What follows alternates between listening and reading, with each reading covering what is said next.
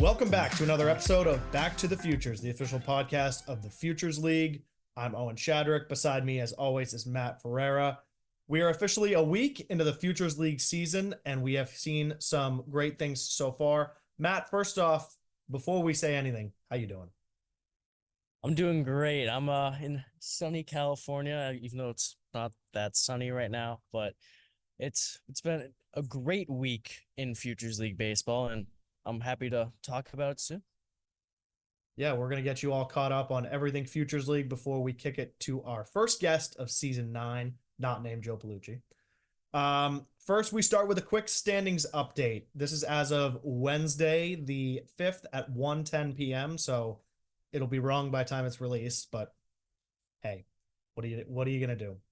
In first place is the Westfield Starfires at 4-2. In second place is the Norwich Unicorns at 6-3. The Vermont Lake Monsters are 5-3 right behind them. In fourth place, the newest team to the Futures League is the Road Warriors. And then going down the line, the Brockton Rocks, Worcester Bravehearts, New Britain Bees, and Nashua Silver Knights round out the bottom four. But everybody's really close. Everybody's within a game or two of each other. Matt, we also had some impressive player and pitchers this week. Talk about our player and pitcher of the week. Yeah, we had our first player and pitcher of the week. Our player of the week was Freddie Forgione, who went 12 for 35 with 4 doubles, 2 home runs, 14 RBIs, and also racked up 3 walks, just all around hitting the ball. He's seeing beach balls out there. Our pitcher of the week was Andrew Rondini, who in 2 games started for the Norwich Unicorns has gone 9 innings with 11 strikeouts and only has a 1 ERA. So he's getting guys out and he's striking out more than 1 per inning. So he is dominating so far. Yeah, it's been great to see a bunch of players come out of the gate and pitch very, very well, including our guest on this episode is Worcester Bravehearts Mavrick Rizy, the brother of Kyle Rizy, who once played in this league. It was great to talk to Mavrick, who is the #1 prospect in Massachusetts. He talks about joining the Futures League for the first time, talks about the Worcester Bravehearts organization and how great they've been to him. And he also talks about LSU and how excited he is for that, Matt. Yeah, he is a great interview. Just seeing how such a young player who has been so successful throughout his baseball career and how he goes about things is interesting to hear about. Yeah, we're certainly excited to see him on the field at LSU. He also drops a little surprise at the end about another family member of his, so stay tuned for that. We're really excited for you to hear this interview, and we want to get you there. So here is the Worcester Bravehearts Mavrick Rizy. We are honored to be joined by a member of the Worcester Bravehearts organization. He is the #1 prospect in Massachusetts, and he is committed to play baseball at LSU in the fall. It's Mavrick Rizy. Mavrick, how you doing? I'm doing great. And we said it, you're going to be a freshman at LSU, so you're obviously new to the Futures League and to summer ball. What has your Futures League experience been like so far? I mean, it's been great, just being able to face the higher level competition with some college guys, and then also, just getting used to the college zone. I feel like that's a huge adjustment coming from high school.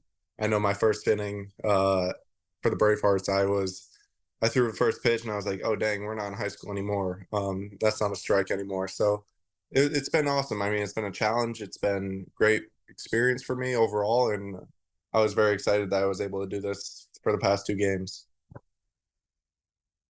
And we started from the top. You are on the Worcester Bravehearts, a very high-class organization in the league. What's it been like to play for them? I mean, it's been great. Coach Dion's awesome.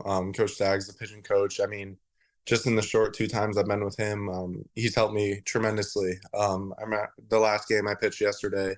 I was struggling with something. I couldn't really figure it out, and we sat down in between innings, and from innings 2 and 3, I didn't even know it was me out there. Just the change he made and was so tremendous, and it helped me so much. But no, it's been great. I mean, Coach Dion, he's an awesome coach to play for. He's hilarious. He's top notch. He keeps everyone in check. It's run like a big league club, and which is very cool. But no, it's been great. So you started the home opener for the Bravehearts this season. What did that mean to get the start for the first time in front of the home Fit and Field crowd? I mean, I was honored, to say the least. It was when Coach Dion texted me, he's like, "Hey, you're starting the home opener." I was like, "Oh wow, like thank you, Coach." Like, um, but no, I mean, playing 5 minutes down the road at Worcester Academy, it was cool to be in Worcester again. It's like I have a great support system around me, family wise, that are all from Worcester, Shrewsbury. So being able to have them come see me one last time before I'm so far away, where they have to watch on a screen, it meant a lot. And just adding on top of it, that it was the home opener, knowing that a bunch of like little leaguers, like some guys I coached, I do some pitching lessons, some guys I coach were coming. Sturbridge Little League, my old Little League, a bunch of guys came, Evolution Baseball, my old travel ball program, a bunch of younger teams came. So it was just so cool just having them all be able to come see me pitch. And then get to talk to them after, take pictures, hang out. It was just a crazy atmosphere. I remember when they called my name for the starting lineups, I was like, holy crap, like, wow, I've never heard a crowd like this in my life before. It was like awesome to say the least. And we know that many college coaches place their players in futures, but what was it like to be recruited to Worcester out of high school?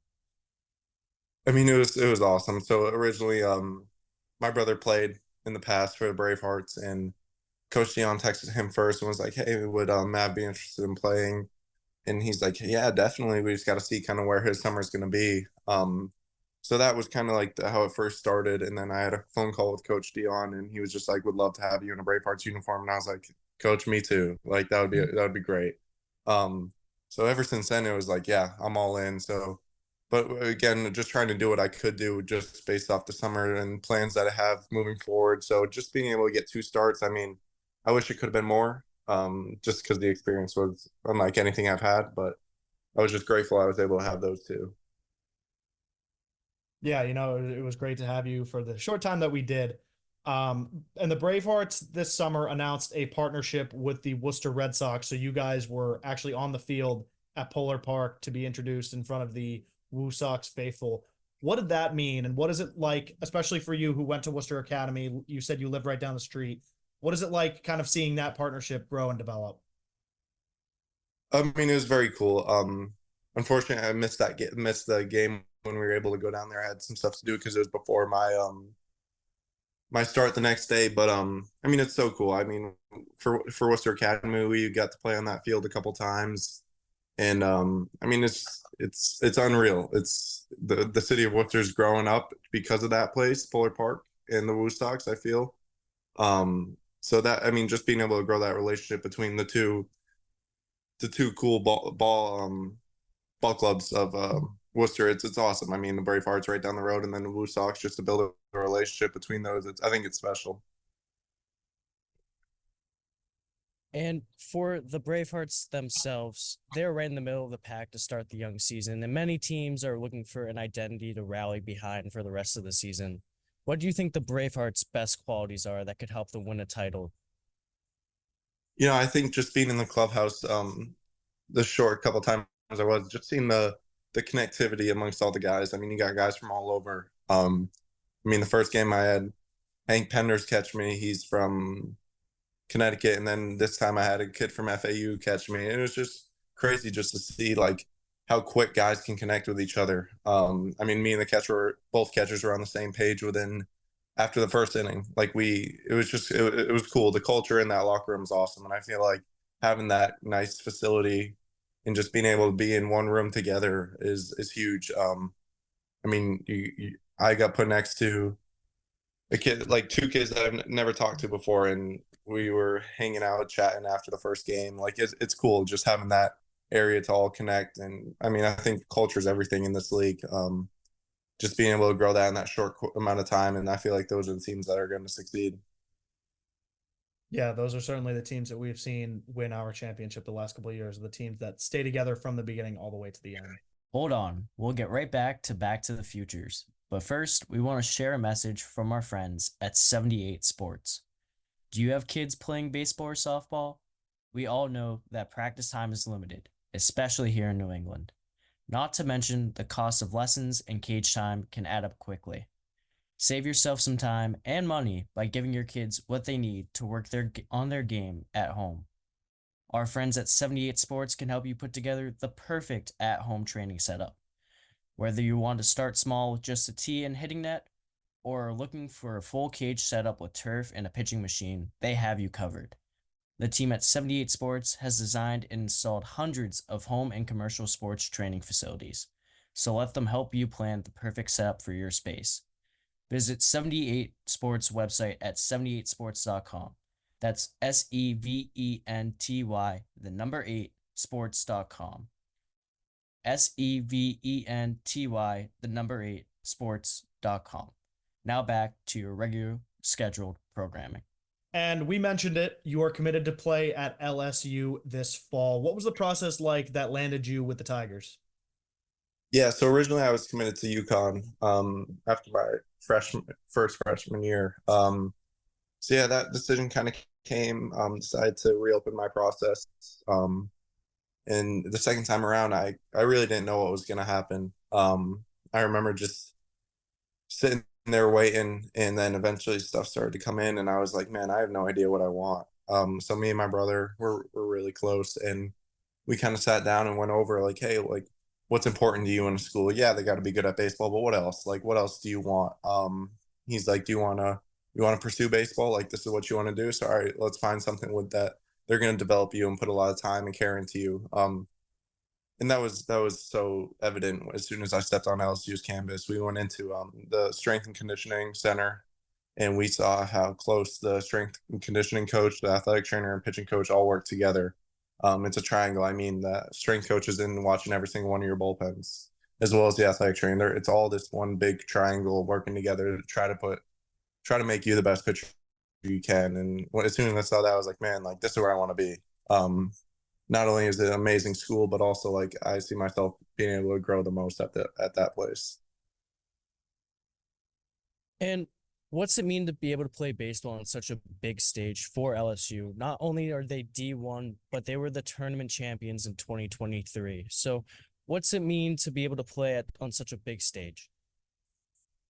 I mean, it's exciting. I mean, I just remember me as a little kid in the backyard, game 7 of the World Series, like always making those scenarios, and finally like being able to maybe see like, oh, this could be it one day, and then being able to play at Alex Box Stadium where there's 10,000 fans rooting for you.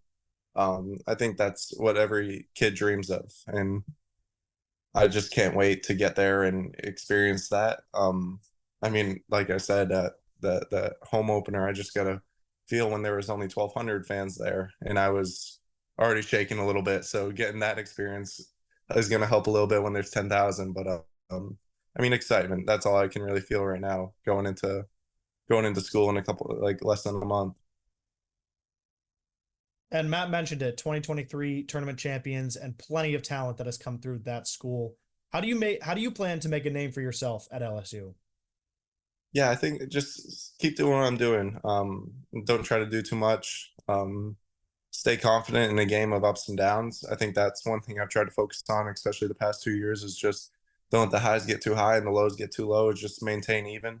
I mean, because baseball, it's a game of failure. You're going to be on top of the world one second, and you're going to be at rock bottom the next. So just trying to maintain those ups and downs is definitely going to be a focus going, especially freshman fall. I mean, you're going to get punched in the face. You're going to get your welcome to college moment eventually. So just being ready for that and just trying to, stick to what I've been doing. So just those two main things going into it, I think I'll be focusing on. And you said it earlier, your brother Kyle played in the Futures League for Worcester, and he also played at the Division I level for Bryant. How much has he helped you through your baseball career, especially in the upper levels of AAU and now your transition into college? I mean, it's everything. It's me and Kyle's relationship is one that I'll cherish forever. I mean, it's more than baseball with us, but he's my pitching coach at the end of the day. Like, he's the one I sit down, I go, it's awesome in the summer having him back at home. He's not at school, so I can walk across the hall and sit down and watch video with him. But we go over everything, and whether it's mechanics, video, or even the mental side of it, he's always helped me. Like I said, like, we came up with that highs and lows thing, and I mean, ever since I was a kid, if I was on top of the world, he'd knock me down so I would stay even. If I was low, he'd build me right back up. So I think just having that relationship with him one of the big reasons like where I am, why I am here, where I am today. Just because having him in my corner, I feel untouchable in a sense. So just having that, I'm beyond grateful for. Before we return to Back to the Futures, we want to share a message from our friends at Zorian Bat Company. Rob Zorian started the company, Zorian Bat Company, in 2003, literally out of the trunk of his gold car in Davie, Florida. Within 2 years, he was selling the wood bat line to the MLB and continues to manufacture the highest grade wood bats for the Little League all the way up to the majors. Rob Zorian, founder and president of Zorian, says, I started this company in 2003 to service all baseball players in the United States and beyond, and after 19 years, our mission has not changed. We are excited to have the opportunity to work with the Futures League and wish all of the players and coaches a healthy and successful season ahead. For more information about Zorian, visit their website at zorianbats.com. Zorian, America's baseball brand. Now, back to the Futures. And earlier, you mentioned it, you also spent time at Worcester Academy. What was it like? What was your time like there? It was unreal. So I spent 5 years there. I repeated my freshman year, and it was the best 5 years of my life, especially when Coach Abraham, he got there last year. He's unreal. I mean, he's a player's coach. Every player wishes to play for a guy like Coach Abe's.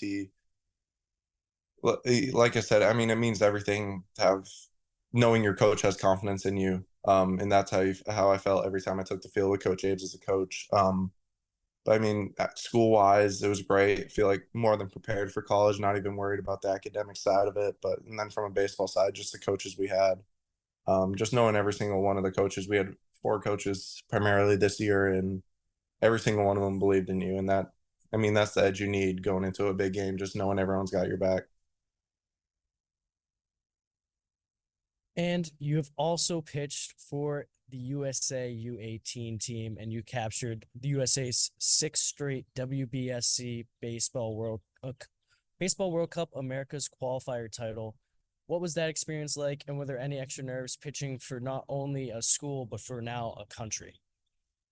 Definitely. That was definitely my best baseball moment to this day. I mean, it means everything to put those 3 letters across your chest, and especially to play on Veterans Day we played, and I got to pitch against Venezuela. But no, like the game at Holy Cross for the home opener, I got that feeling. That was what reminded me of USA, just having these, but it was opposite. It was flipped. So having these 2,000 fans screaming not for you, against you, and you couldn't understand a word what they were saying, but it was a crazy experience. And I mean, I've always had a family, whether it's my mom, dad, brother, at one of the games. So it was definitely a change when they couldn't make it, being not only across the country alone, but also playing in front of a very hostile environment was new for me. And I think it helped me a lot, just in the sense that being able to get that experience helped. But yeah, no, it was wild. I mean, definitely grateful. And it was just so fun. I mean, I met friends that I'll have forever. It was great. Yeah, that's awesome, and something you'll never forget for sure. And in the Futures League, we have the unique opportunity to host not only Division I guys, but also guys from Division II and Division III, giving you such a broad range of college talent, especially for you, a freshman heading into your first college season. What did it mean for you to get a taste of the college talent and feel before you even step on the field at LSU? I think it was huge. Like I said, just so grateful to even be able to do it. Like I said, whether it's not only the hitters but also the zone, just seeing the difference in it. Like to have that experience before going into school I feel like I have the upper hand just now that I don't, I know what it is going to be like. I have a feel for it. It's not going to be brand new. It's not going to be a shock to me when I get down there. Maybe it still will be, but I feel like I'm more prepared now than I was if I didn't have those 2 game experience. Yeah, that's awesome. And that's what it's all about, trying to get that experience before you head to college. Mm. Mavrick, this has been great so far. We got one final question for you before we sign off. What are your goals for your baseball career? What would you like to accomplish at the end of the day? I mean, it's been a dream of mine since I could walk and since I started playing baseball to make it to the big leagues. I guess like one like extremely big goal of mine is my cousin.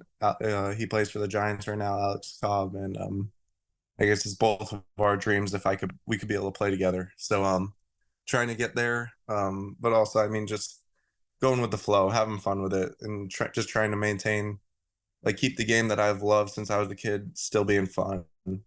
Especially when the moments are bigger, there's more on the line, but just trying to stay in love with the game because that's all that matters at the end of the day. And hold on, I want to follow up on that. Did you say your cousin was Alex Cobb? Yes, yeah. That's great. So what has he taught you about pitching? We talked about your brother, but what was, I mean, obviously he's got years of major league experience. So what has he taught you about the game? Mhm. So actually, I every off season I go down to Arizona because that's where he lives off season wise. In this off season I went down for way longer. I went down for a month. He got me with drive line. I did the motion capture assessment. I did some pitch design stuff. I mean, it's just, I feel like I learned more from him and just the way he carries himself. I mean, it's one thing, yeah, he's a phenomenal pitcher, but just seeing the person he is behind the phenomenal pitcher that he is what I'll try to take from him. But he helps out a lot, and he's a great coach with it too. He understands what's going wrong, but he also can tell you how to fix it and teach you how to fix it. So I mean, we've been following him wherever he goes since we were young, going to Tropicana, going to Boston, going to the Fenway. But like, he's always helped us since we were younger, so it really connects when me and Kyle are with him trying to learn. Yeah, you got the brother at Bryant and you've got the cousin playing Major League Baseball. Those are a couple of great options to help you improve your Definitely. pitching for sure. Well, Maverick, this has been fantastic. Thank you so much for taking the time to join us. We really appreciate it. And we wish you the best of luck with Worcester and, of course, at LSU, man. Thank you. I really appreciate it. Thank you, guys. Absolutely.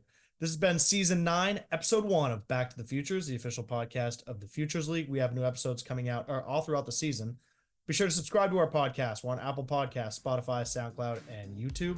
Thanks for tuning in. We'll see everyone soon.